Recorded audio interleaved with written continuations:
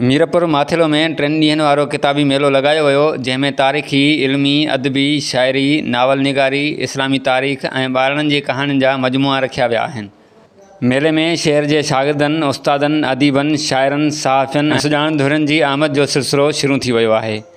3 ॾींहनि वारे लॻायल किताबी मेले खे शहर जे सुञाण धुरियुनि सुठो सवण ऐं नौजवान नस्ल लाइ किताबनि ऐं इल्मी रुझान बेदार करण जो बहितरीन मौक़ो करार ॾिनो आहे। मीरपुर माथिले जे माण्हुनि जे लाइ हज खां पोइ ॿियो मेलो आहे।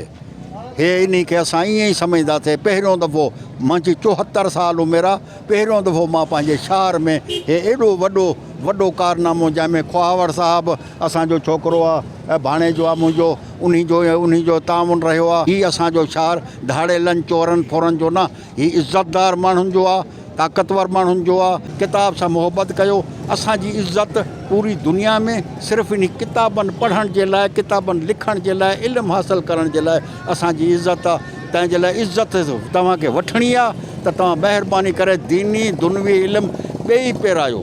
पंहिंजे इलाइक़े जी पहिरियों त इंसान जी ख़िदमत कयो, पोइ पंहिंजे इलाइक़े जी ख़िदमत कयो।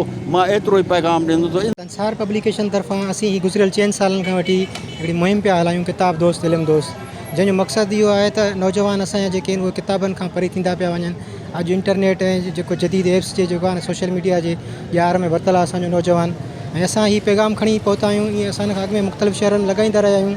हिते बि असां उहो साॻियो ई पैगाम खणी पहुता आहियूं त किताबनि ॾांहुं अचो। किताब ई वाहिद ज़रियो आहिनि तरक़ीअ जो, रोशन ख़्याली जो, समाज खे अॻिते वठी वञण जो।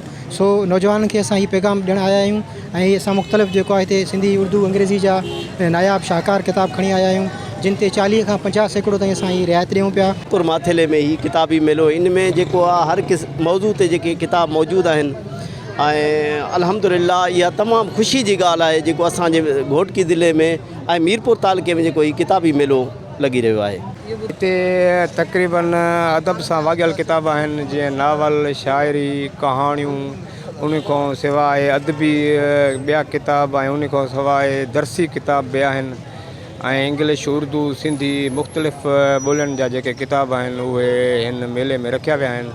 जीअं असीं सिंधी अदबी संघ शाख मीरपुर माथिलो तरफ़ां जेको 3 ॾियारो मेलो लॻायो पियो वञे, उन जो अॼु ॿियो ॾियारो आहे, जंहिंमें काफ़ी किताब मौजूदु आहिनि, जंहिंमें दरियाए दिलि ऐं दस्ताने मोहबत, कातिल ॿिली, कामेंड होची मंझ जे सिंधू जी सिंधू कहाणी, सियासी सुजागी, अहिड़े तरीक़े सां गूंगन नेठि गूंगे ॻाल्हायो ऐं उन सां गॾु शाह अब्दुल लतीफ़ भिटाई जा रिसाला शरीफ़।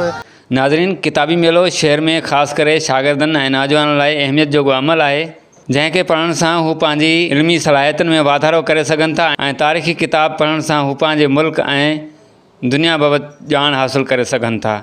कैमरामैन इमरान अली सां गॾु उमर कोराई, न्यूज़ नाओ, मीरपुर माथिलो।